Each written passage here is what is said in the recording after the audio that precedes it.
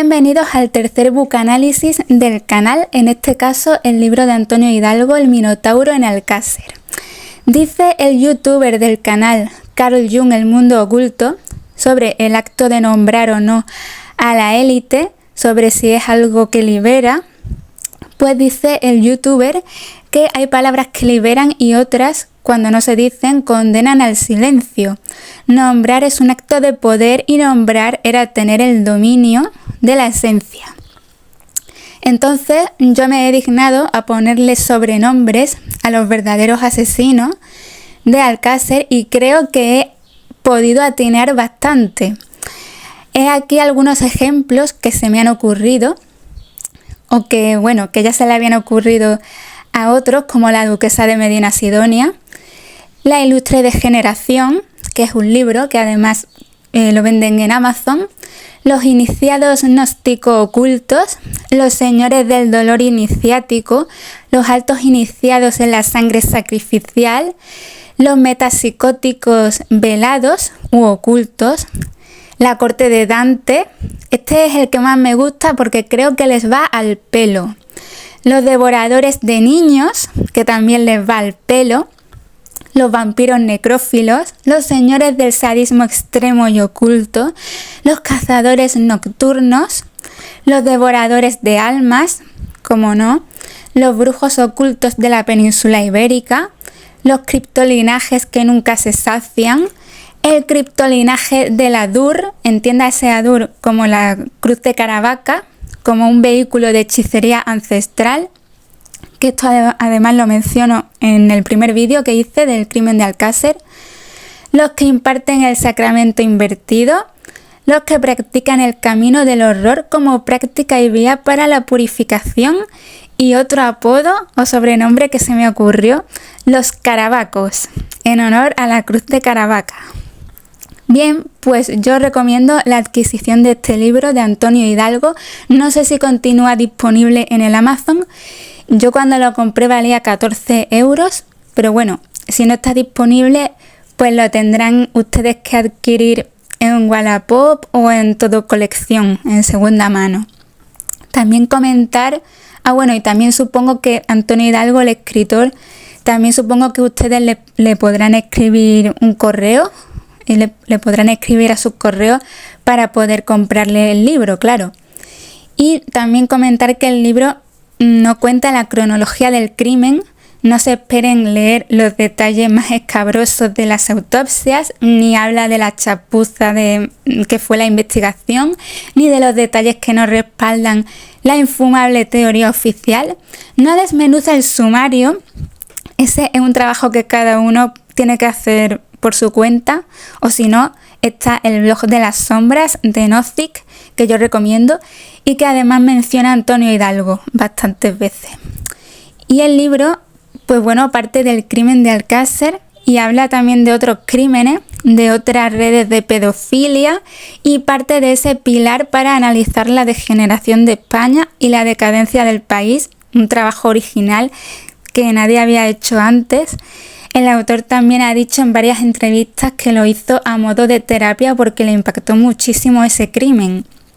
Es un libro duro de leer y a pesar de que no entra en detalle en el tema de las autopsias, uno puede ver claramente que lo que les hicieron a ellas y a otra posible treintena de adolescentes o niños, o puede que incluso a muchos más, se lo han hecho a España de manera simbólica, a nuestro país. El proceso de desgaste y de decadencia posterior de España no es casual, es como un ritual porque como es arriba es abajo. Y los atentados del 11 de marzo también entrarían en la ecuación, formarían parte de una segunda transición oculta y velada que funciona a través de la programación mental con un trauma y puede que me quede corta y se me escapen algunas cosas. Y el que no quiera verlo, pues es un idealista, un utópico o simplemente vive en un videoclip de Madonna. Pues voy a hacer primero un breve resumen del libro y pasaré a leer y a comentar varias anotaciones y que tengo apuntadas también en los diferentes pasajes del libro. Este libro es especial y diferente No es el típico libro que ustedes verán en el escaparate de Casa del Libro o de otra gran franquicia, ni respaldado por ninguna gran editorial. Este historiador, filósofo y profesor, Antonio Hidalgo, propone una tesis y visión revisionista sobre el crimen de las niñas de Alcácer y muchos otros casos telemediáticos desde una perspectiva única.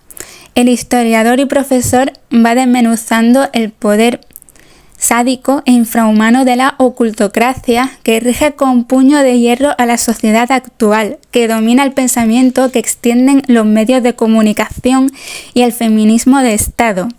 Analiza la vida de la nobleza europea a través de personajes como el Marqués de Sade y sus fechorías ritualísticas, y cómo estas prácticas se han perpetuado con algunas familias más importantes que dominaban y siguen dominando en cada país de Europa. Desmenuza el caso de la condesa Isabel de Bathory y cómo el sadismo familiar íntimamente vinculado al ejercicio del poder se transmite de generación en generación. Bien, pues el libro empieza con el prólogo de Félix Rodrigo Mora, que es un historiador, un youtuber que tiene un canal en la plataforma, y me parece que sus libros también han sido censurados en el Amazon. Y en el prólogo pues él empieza hablando pues del tabú de los suicidios en España, el tabú actual de los desaparecidos. España es el país en donde más gente joven desaparece. También pues empieza criticando las ideologías que están de moda. Critica el marxismo neocapitalista, habla del feminismo, de la ley de género, y en general habla de las contradicciones que hay en la izquierda y en el fascismo también, porque lo cierto es que tanto Rodrigo Mora en el prólogo como Antonio Hidalgo son muy críticos con el bipartidismo interminable, que parece que no se va a acabar nunca esta fase. También critica a Nietzsche y a Heidegger, y también hace una crítica sobre cómo se oculta todo el tema del bullying laboral y del acoso que sufren las mujeres, y que es algo irónico en un país tan feminista, ¿no?, como España. Y también menciona que el Estado acapara toda la atención y la voluntad de las mujeres para fanatizarlas en una ideología, que es lo que estamos viviendo. Y bueno, empieza el primer capítulo del libro. Lo quiero mencionar, voy a comentarlo así por encima. Es un capítulo que habla del crimen de María Rosario Endrinal Petit. Ustedes a lo mejor no se acuerdan, pero yo lo viví de niña, lo vi en el telediario.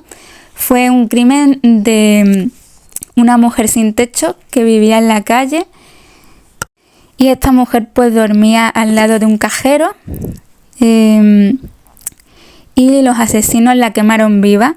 Entonces el autor denuncia que el periódico oficial de la burguesía catalana, que mejor no digo cuál es, pues que publicó un artículo muy vergonzoso, porque este es el periódico pues del independentismo, es un periódico muy feminista, y llama la atención que en ningún momento se refieren a la víctima ni siquiera como mujer, solamente se refieren a ella como la indigente, la sin techo. No la humanizan, no humanizan a la víctima, más bien la deshumanizan. Y llama la atención porque los asesinos de esta mujer eran de clase alta, vivían en una zona muy buena, pero irónicamente el periódico desprecia a la víctima, y lo que mucha gente no sabía o no sabe, si se acuerdan de este caso, es que esta mujer era de clase alta. Y el capítulo critica eso, critica que el periódico usa a la víctima como su pelele sensacionalista. Y también menciona que esto es algo que ocurre con el tema de la guerra civil y con las víctimas de los dos bandos, no de un bando solo, de los dos. Bien, tradicionalmente las élites se revestían de un aura de dignidad ética y personal y se erigían como verdaderos guardianes de la moral. Los miembros de la nobleza recibían este apelativo porque debían demostrar que eran poseedores de una nobleza de espíritu. Evidentemente la doble moral imperaba en cuanto la ambición y el afán de lucro se imponían. Las oligarquías actuales, lejos de intentar engañar al pueblo con una fingida exhibición de comportamientos éticos, se regodean en su propia miseria moral de ambición sin límite, clasismo, egocentrismo y vagancia.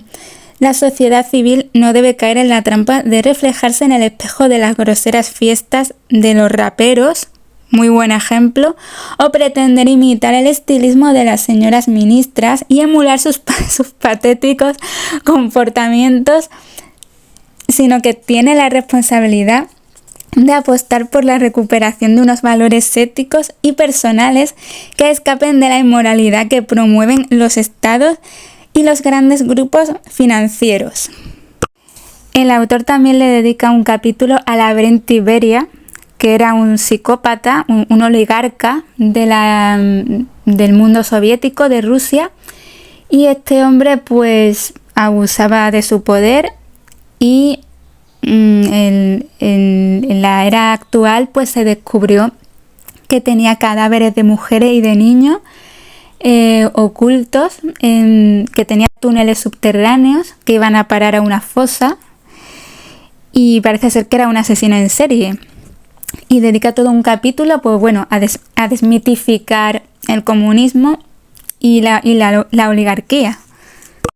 Y en este capítulo dice que la sociedad, en relación al oligarca soviético, que la sociedad se desentiende de su participación en la toma de decisiones y cede el poder a representantes más o menos legitimados. Los individuos se están arriesgando a convertirse en víctimas de posibles represalias políticas, mientras se exponen a los caprichos sádicos de los consentidos reyezuelos que detentan el monopolio de la violencia. La maldad es una obligación cuando de ejercer la voluntad de poder se trata. Este sadismo familiar, íntimamente vinculado al ejercicio del poder, se transmitía de generación en generación y constituía toda una microcultura que ocasionaba las relaciones familiares está hablando de la familia Báthory, de Isabel de Báthory, una familia que practicaba con celo la endogamia genética. De paso, la práctica del vampirismo, que por eso es famosa, Isabel de Báthory, y el sadismo distanciaba a los suyos de la sociedad cristiana húngara de los siglos XVI y XVII, y no es casualidad que la caída de Isabel de Báthory se produjera en el año 1612, fecha en la que el rey Matías II de Hungría, de la familia Habsburgo, se convirtió en emperador del Sacro Imperio Romano Germánico y debía alabar la imagen de impiedad religiosa que una de las familias más poderosas de Europa Central había instaurado en las llanuras magiares. Hay que tener en cuenta que Isabel de Báthory era una asesina en serie que fue condenada solamente por asesinar a mujeres de la aristocracia, pero realmente se estima que pudo matar entre 300 o 400 mujeres aproximadamente. Advierto a los lectores que no soy juancarlista y aún menos monárquico. Otorgar a un hombre la jefatura de Estado con carácter vitalicio solo puede generar corrupción. En el marco de un sistema político ya de por sí corrupto, defender que el Estado surgido del régimen de 1978 es democrático, con una familia real inmensamente rica y cuyo máximo representante goza de una inmunidad penal legalmente reconocida por la Constitución, es un disparate liberticida. En la página número 68, el autor reconoce que España es un laboratorio de ingeniería social de masas. Y continuamos. Dice el autor que si el Estado oculta la verdadera naturaleza de los crímenes es porque ha participado en los mismos. Alcácer fue un pacto de Estado, escrito en los cuerpos torturados de 3 niñas inocentes. Su anatomía fue muchas veces utilizada y hoy sigue siendo así. Los cuerpos se refiere al tema de lo mediático, que cada cierto tiempo vuelven otra vez a sacar el tema y aflora el trauma, ¿no?, en la generación que lo vivió. Los cuerpos de Desiree, Miriam y Toñi padecieron vejaciones, violaciones, torturas y mutilaciones antes y después de morir. Sus muertes sirven hoy a la propaganda feminista y a través de sus cuerpos se escenificó el golpe de Estado de Alcácer. Ellas murieron sin saber por qué. ¿Por qué habían sido secuestradas? ¿Por qué tuvieron que sufrir tanto dolor? Los poderosos e impunes asesinos verdaderos de las niñas de Alcácer, a través de los programas de televisión que cuestionaban la versión oficial del triple crimen, enviaron un mensaje a la ciudadanía española: estamos aquí y tenemos todo el poder, hacemos lo que nos da la gana. Tú puedes ser la siguiente víctima y nunca vas a saber quiénes somos ni por qué lo hemos hecho. Algo similar ocurrió el 23 de julio del 2003 con el asesinato de 3 mujeres en Ciudad Juárez, justo 2 días después de que las autoridades crearan una fiscalía mixta de las administraciones local y estatal de Chihuahua que pretendía luchar contra los feminicidios, y justo un día después del arranque del Plan Integral de Seguridad Pública. Pero los asesinos y torturadores también se mandan entre sí mensajes privados. ¿Por qué apareció una cruz de Lorena entre las vértebras de uno de los cadáveres de las niñas de Alcácer el 29 de enero de 1993? ¿Por qué la cruz no estaba allí el día anterior? ¿Por qué fueron secuestradas un viernes 13? ¿Por qué hubo 3 víctimas? ¿Por qué instalaron esa extraña escultura en el cementerio de Alcácer? ¿Para honrar la memoria de las víctimas o más bien para reírse de ellas? Estos mensajes resultan ininteligibles para nosotros, para el común de los mortales, pero no para los que están al corriente de un lenguaje que constituye otra forma más de estatus social basado en la exclusividad. Está hablando del lenguaje oculto que usan para mandarse mensajes entre ellos. En toda comunicación existe un emisor, un receptor y un mensaje. Emisores y receptores del golpe de Estado de Alcácer se han guardado mucho de ocultar su identidad. Los mensajes intercambiados son demasiado crípticos para que los podamos descifrar.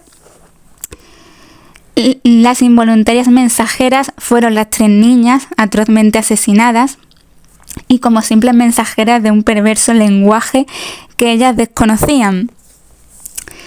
Las localidades de Pizarra y Totalán, que tengo subí un vídeo del tema ese, ambas en la provincia de Málaga, con el hecho de que compartan la misma latitud exacta, debe ser también una curiosa coincidencia. En Pizarra desapareció para siempre la niña de 3 años Lucía Vivar Hidalgo el 27 de julio de 2017. Era la luna llena de Ciervo. En Totalán se produjo uno de los sucesos más surrealistas a la par que trágico de la historia reciente de España, la fatal caída del niño de 2 años Julen Rosselló el 13 de enero del 2019 en una especie de pozo de escasísimo diámetro. Y supongo que será una casualidad que cerca del pozo pues hubiera un dolmen en donde se sacrificaban niños hace 4000 años. La novela de la ilustre degeneración de la Duquesa Roja narra una historia en la que aparecen, con nombres cambiados, diferentes menores y jóvenes españoles víctimas de asesinatos de naturaleza sádica a finales de los años 80 y principios de los 90, entre otros las niñas de Alcácer, y el nombre de sus asesinos y torturadores también es ficticio, aunque resulta evidente que se refiere a personajes reales concretos pertenecientes al mundo, efectivamente, de las finanzas y de las más altas instituciones del Estado español. El presidente guay de los Estados Unidos, guay, no gay, fue Barack Obama. ¿Por qué es guay? Porque es de izquierdas, es negro o casi, y protagonizó una monstruosa campaña de marketing totalmente hueca de contenido y posaba en algunas fotografías públicas haciendo el gesto de la mano cornuta.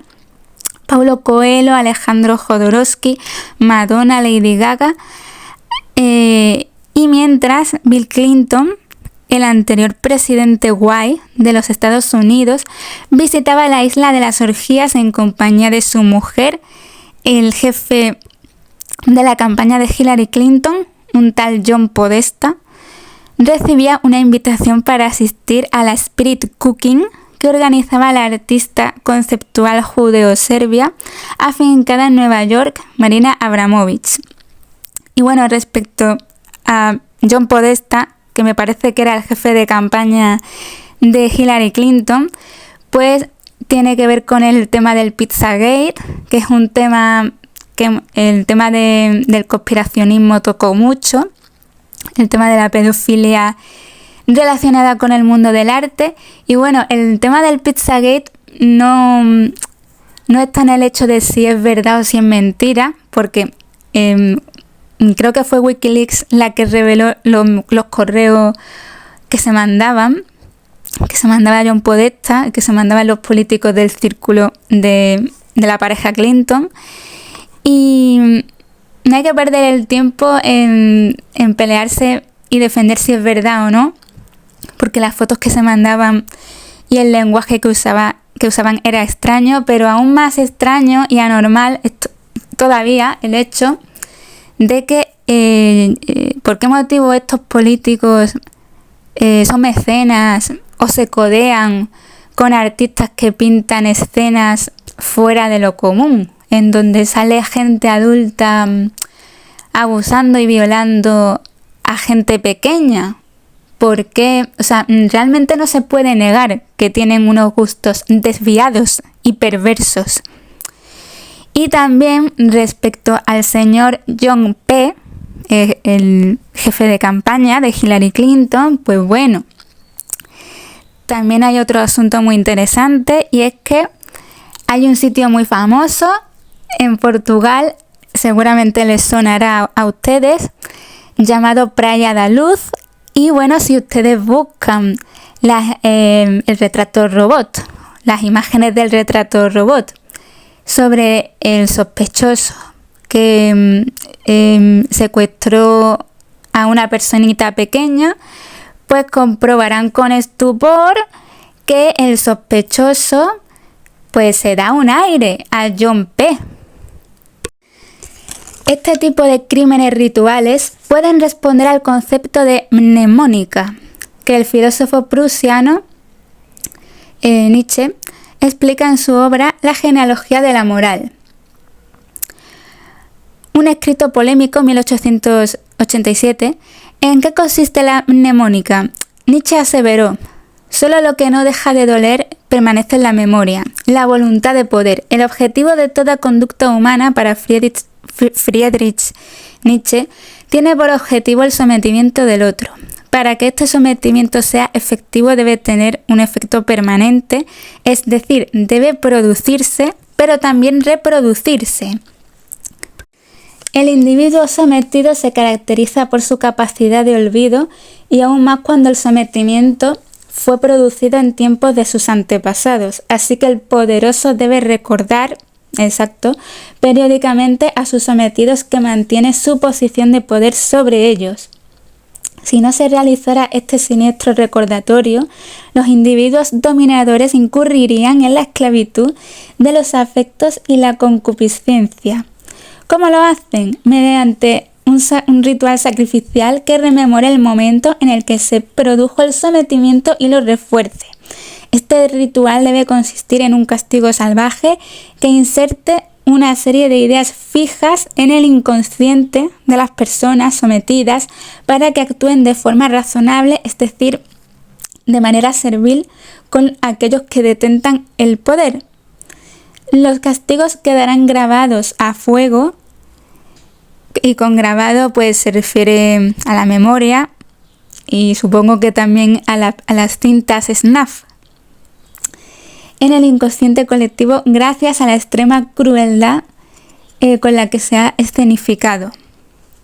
El autor también habla de las snuff movies, de las películas snuff, y decir que hay un libro que se llama Las víctimas del caso Marc Dutroux, en donde ahí salen 3 casos reales documentados de cintas snuff, y también hay un documental que se llama The Boy Business del año 97, en donde la policía sueca en 1991 incautó una cinta de pornografía infantil y sadismo en donde asesinaban a un niño.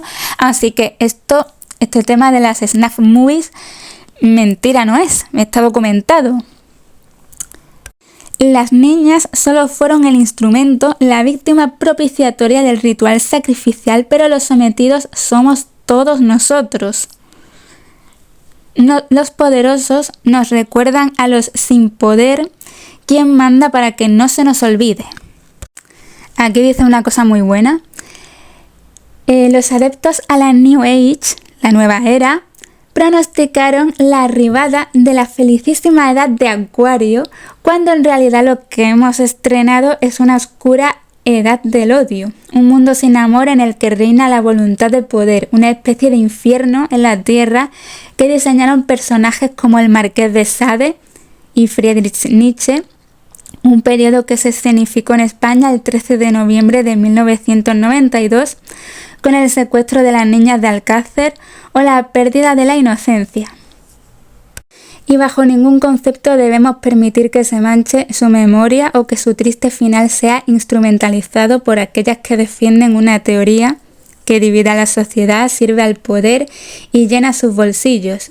Nerea Barjola Ramos afirma que las niñas de Alcácer traspasaron la frontera de la noche y su osadía feminista les costó la vida, pero no eran feministas, eran niñas y no traspasaron ninguna frontera, solo habían quedado un viernes por la tarde en las calles de su propio pueblo y nunca salieron de Alcácer por decisión propia. Nunca pretendieron dirigirse al local Color de Picassent. ¿Cómo iban a traspasar ninguna frontera de la noche si todavía era de día? Descansen en paz las niñas de Alcácer, púdranse en el infierno si es que existe, sus torturadores, y váyanse a la mierda todas las feministas de Estado a gastarse en lo que gusten los millones de euros que nos han usurpado. Y bueno, el autor también habla del caso de acoso, del caso del acoso que sufrió Fernando García, el padre de Miriam García. Y ya por último, así que para esto sirve el Estado, para crear criminales como Tiberio, Calígula, Gilles de Rey, Isabel de Báthory, Condé, el Marqués de Sade, Eichmann, Beria, la Brentiberia, Epstein, los asesinos de mujeres en Ciudad Juárez, los que intoxicaron con tomates venenosos a cientos de españoles, supongo que se refiere al aceite de colza, o los torturadores, violadores y asesinos de los niños de Alcácer y de Macastre. Y puede que también de la chica esta que estaba encerrada en un psiquiátrico, Gloria Martínez. El Estado los engendra, del Estado se sirven y el mismo Estado los protege para que no tengan que responder por sus actos. También es el Estado el que instruye, promociona y financia a los intelectuales que con su pluma y con sus lenguas permiten limpiar la sangre de sus onerosos crímenes y potenciar otros muchos. Son los marqueses de Sade, Nietzsche y Simone de Beauvoir, la feminista radical del segundo sexo, pero también Kate Millett, Andrea Dworkin, Valerie Solanas, Beatriz Jimeno, Lola Pérez, Jorge Corsi, el promotor de la ideología de género en España, el pedófilo. Sobre ellos debería recaer la culpa de que el Minotauro continúe exigiendo la ofrenda en sacrificio de cada vez más y más niños y mujeres, más y más adolescentes, víctimas sacrificiales de un monstruo sin nombre ni apellidos, pero con un cargo en el poder, un título aristocrático y millones de activos en acciones. El Estado nunca puede ser la solución del problema porque es el problema. Confiar en las instituciones para que nos sanen, eduquen o mantengan a raya a los criminales es una utopía con trasfondo siniestro.